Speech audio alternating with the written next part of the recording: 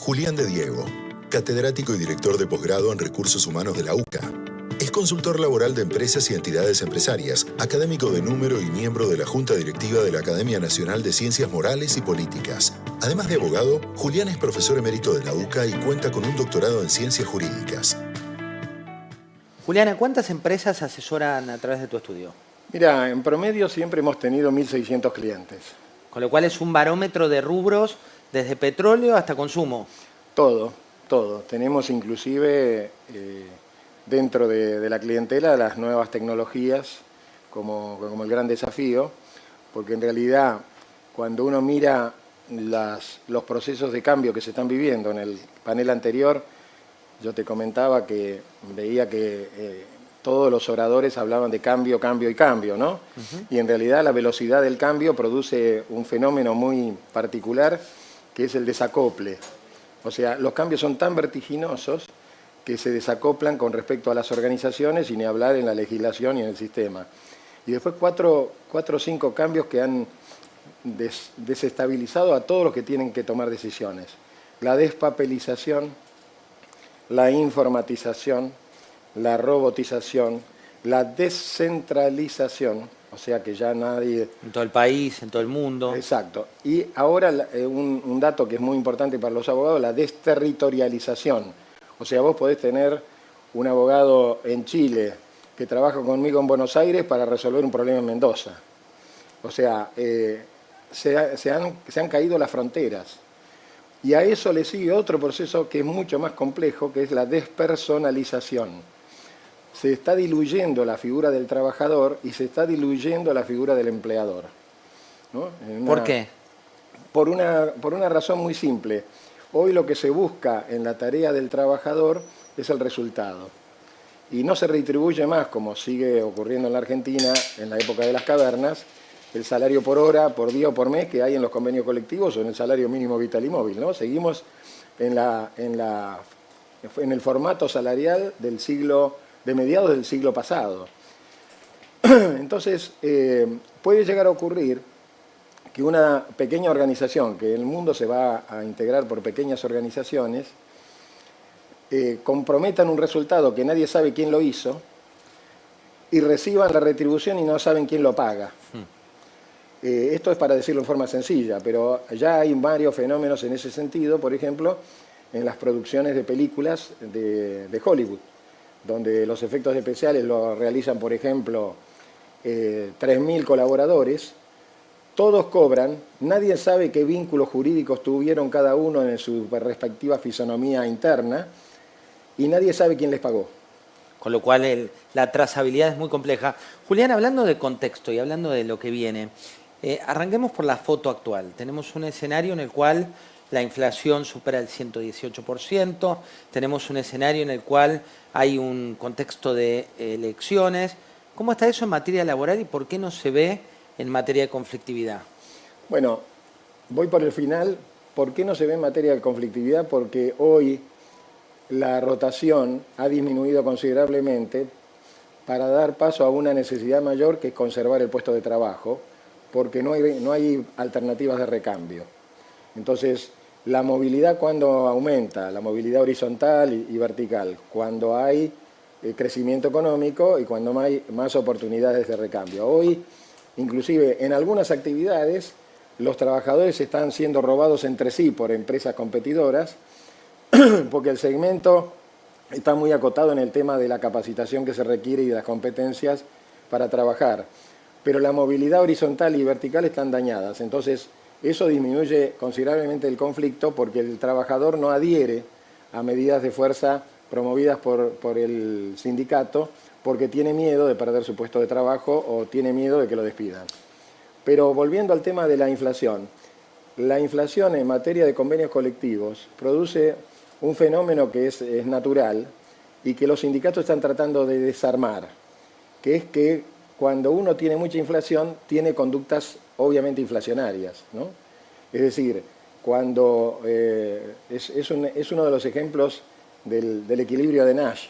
Nash decía, cuando dos jugadores que compiten entre sí tienen las mismas herramientas, terminan convirtiendo su resultado en la única herramienta que tienen los dos. Si la única herramienta que tienen las dos partes, sindicatos y empresarios, es la inflación, finalmente terminan en el equilibrio de Nash, o sea, en resolver la cuestión de la inflación. Pero ¿qué ocurre? Hay actividades que están en mejor situación que otras, y entonces están empezando a pensar que se viene una etapa nueva, con reforma laboral, con reforma sindical, con reforma que va a tener que incorporar en la legislación las nuevas tecnologías, que va a tener efectos muy importantes en los intereses en pugna. Y entonces están pensando en modificar la estructura de la negociación colectiva, para que la estructura pueda preservarse después de una etapa inflacionaria, en una etapa que se supone que va a tener como objetivo luchar contra la inflación, y que estructuralmente les permita tener una conquista. Entonces, hoy no solamente se habla de equiparar los aumentos de salario a la inflación, se habla de, por ejemplo, el sueldo 14, se habla de crear mecanismos de productividad que estén dentro del convenio colectivo, se habla de reglamentar un montón de pautas que hay que reglamentar, como por ejemplo el teletrabajo o el home office o los adicionales que se requieren. Y entonces, además del sueldo 14, se está pensando en participación en las ganancias o en otros mecanismos, que ya algunos sindicatos, que son los que tienen más fortaleza, el sindicato que más logra es el sindicato que tiene mayor poder de daño. ¿La fortaleza se la da el que la industria en la cual compite esté sana o se la da la política? Mira, la política tiene algún factor que interviene, porque por supuesto que hay favoritismo en el mundo siempre sindical, siempre a favor de los dirigentes sindicales que están, digamos, que adhieren al oficialismo o adhieren a las concepciones que hay hoy en la economía vigente. Pero en realidad lo que determina las propiedades y las atribuciones que tienen los sindicatos son que la actividad esté creciendo o que se esté desarrollando con progresos, que a veces no son muy sustantivos, pero son muy importantes comparado con lo demás, y el poder de daño que tienen los sindicatos. Es decir, no es lo mismo el poder de daño que tiene el Sindicato de Empleados de Comercio si paraliza su actividad, que al día siguiente abrís el comercio y vendés lo que no vendiste, que si lo hace una empresa petrolera que te deja sin gas a la capital federal. Julián, hablando de ese contexto, también hay una particularidad. Hace poco más de un año, hablando con las principales compañías tecnológicas, decían, tengo el siguiente problema, estoy pagando muy por encima de lo que debería pagar en el rubro de tecnología, en el rubro de datos, hay demanda global, y de golpe vimos que esa realidad cambió. Esto hablando hace menos de 3 meses con los 3 principales referentes del mundo tecnológico. Dicen, se frenó el pleno empleo a nivel global, hubo grandes reestructuraciones y el mundo empezó a acomodar también estos dos rubros. ¿Lo estás viendo o no es así?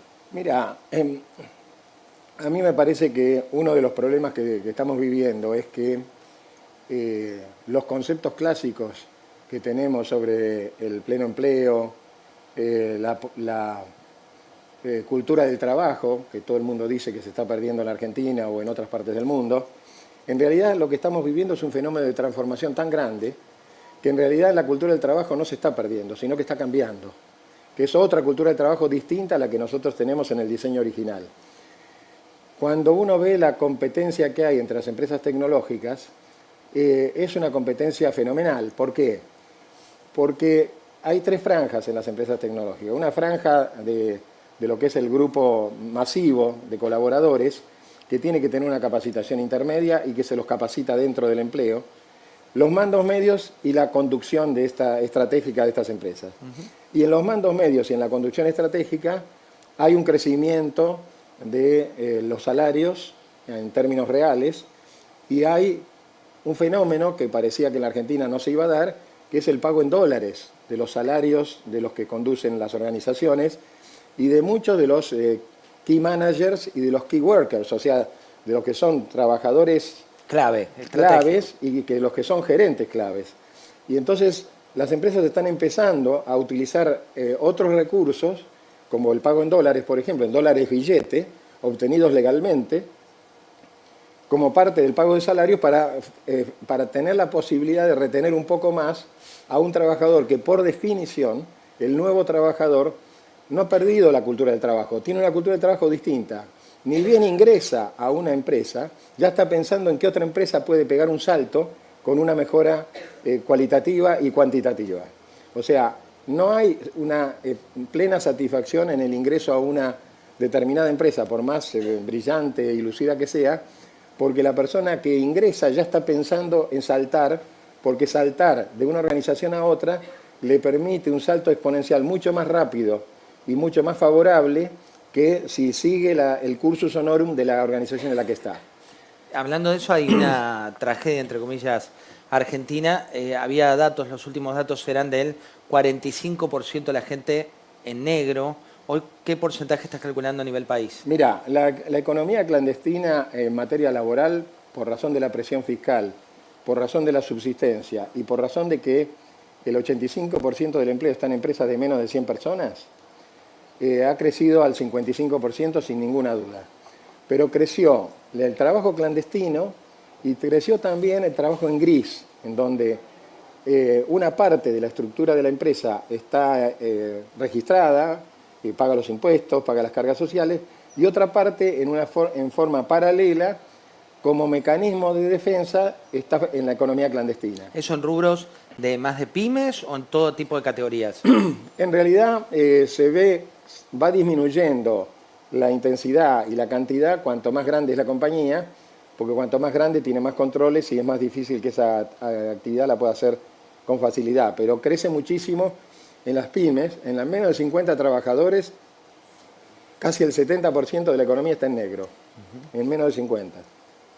Hay provincias que la economía clandestina es el 80% y el único empleo formal que existe y con fraudes es el empleo público. Y por lo tanto, el gran desafío que va a tener la reforma laboral futura es hacer el análisis de cómo hacer para atraer a toda la economía clandestina para que entre al mercado formal, porque esa economía clandestina afecta a todo el resto del proceso, o sea, afecta a la recaudación de los entes recaudadores para pagar jubilaciones dignas, afecta al régimen de salud para dar una salud más satisfactoria y, por supuesto, afecta a la educación, la seguridad y todo lo demás. Otro fenómeno muy interesante del proceso es que la mayoría de las empresas estaba buscando otros horizontes. No se queda con el horizonte local de Argentina. Y la mayoría de las empresas tecnológicas no brindan servicios internos, sino que van coordinando todos los servicios internacionales. O sea, que hay muchísimas empresas de tecnología que, teniendo sede en Buenos Aires, están brindando servicios a Europa, a Asia, a Estados Unidos, a México y a otros países de Latinoamérica. Entonces, esa desterritorialización de la que hablamos genera otro horizonte y también genera la posibilidad de que la economía de las empresas se segmente y, por lo tanto, quien tenga una sede en México muy importante operará con sus resultados en México y a lo mejor los servicios se brindan desde Argentina. Y hablando de eso, Julián, ¿una reforma laboral es imprescindible? ¿Crees que vamos camino a eso? En la percepción del mundo empresario, todo el mundo habla de la reforma laboral. Ahora yo te puedo dar, si querés, 4 ítems fundamentales de la reforma laboral. En la percepción del mundo sindical, se viene en etapa antisindical.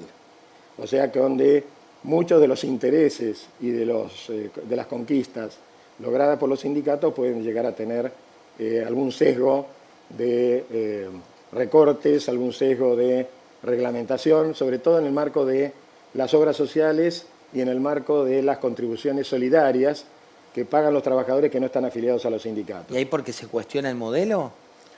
Mirá, en realidad el modelo sindical se está fracturando, ¿no? Nosotros teníamos el unicato típico del sistema mussoliniano, en donde la consigna era un solo sindicato por cada actividad.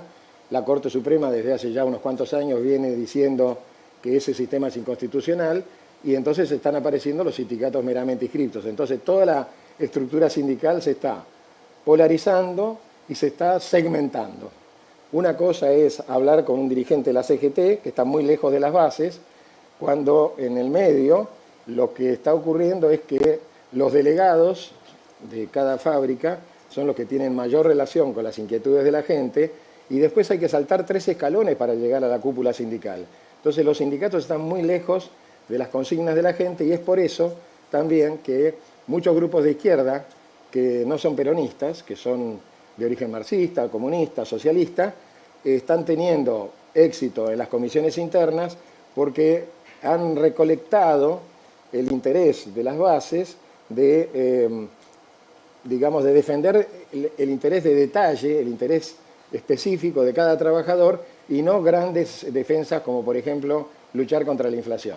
Entonces, esa segmentación está produciendo la atomización del modelo sindical y están apareciendo, tenemos 600, 700 sindicatos con personería gremial, pero tenemos 1.300 sindicatos sin personería gremial que están pretendiendo reclamar la representación y la jurisprudencia les está dando de algún modo la razón. Julián pasa volando, esto nos quedan 3 minutos, pero tengo 2 preguntas muy concretas. Una que tiene que ver con lo que viene para este segundo semestre. ¿Vos crees que viene una reapertura de paritarias por inflación? ¿Qué se va a mantener? ¿Qué estás viendo para la temperatura del segundo semestre? Mira, déjame decirle una frase de Gramsci que a mí me encanta y que sirve para la introducción para hacer una síntesis de 2 minutos.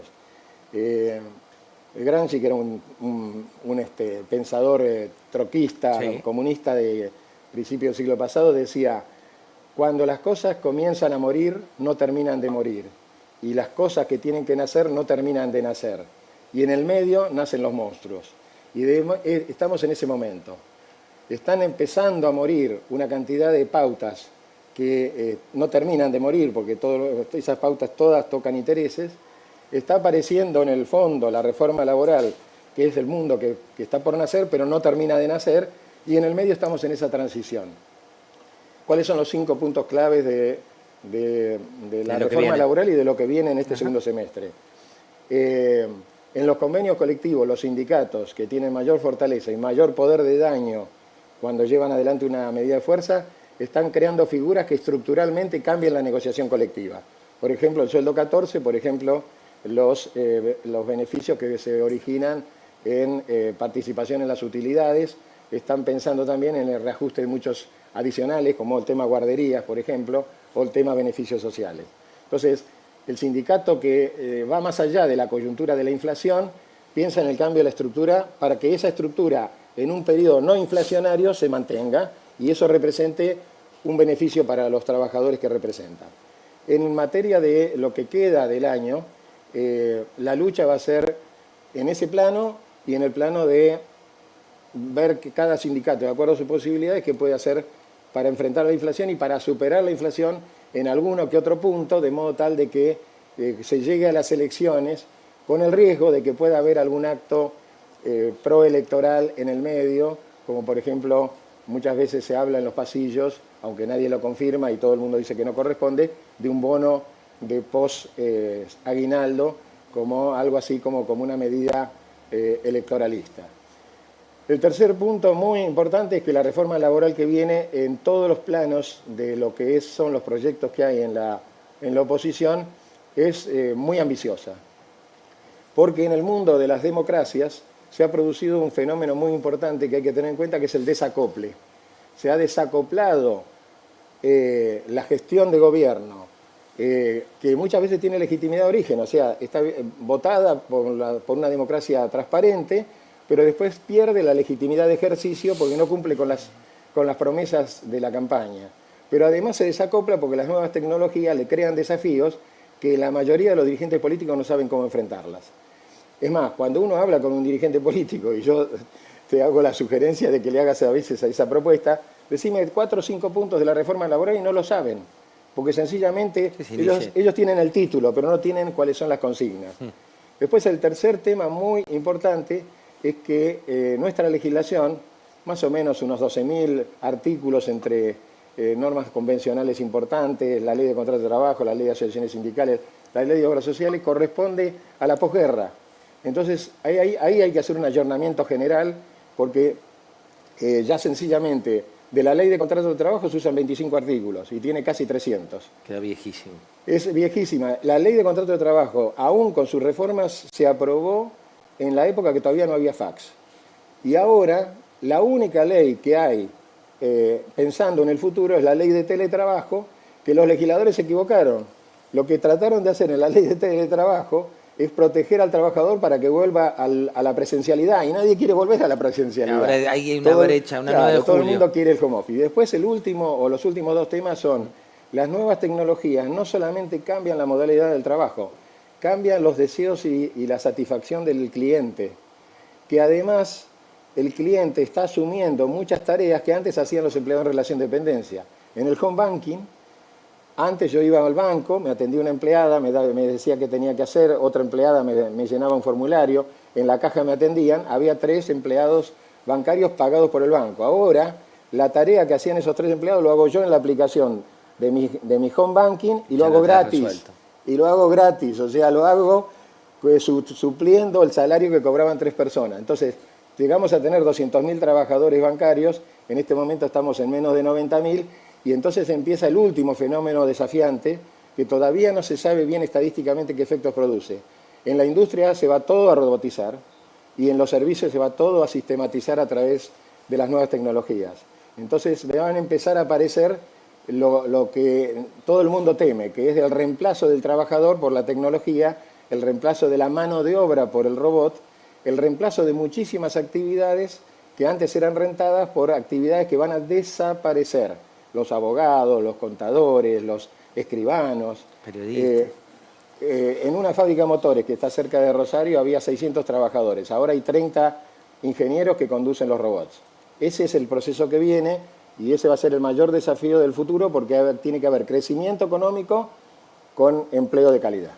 Interesantísimo. La verdad que no nos han faltado títulos de lo que ha dicho Julián de Diego, de lo que viene a nivel local, pero sobre todo la macro tendencia global que te va a pegar también localmente y donde tenemos que despertar porque esto, como dice Rebeca Wang, especialista en IA, no es en años, es ahora. Julián, muchas gracias. Gracias a ustedes. Ustedes se quedan con Jack Ma, el creador.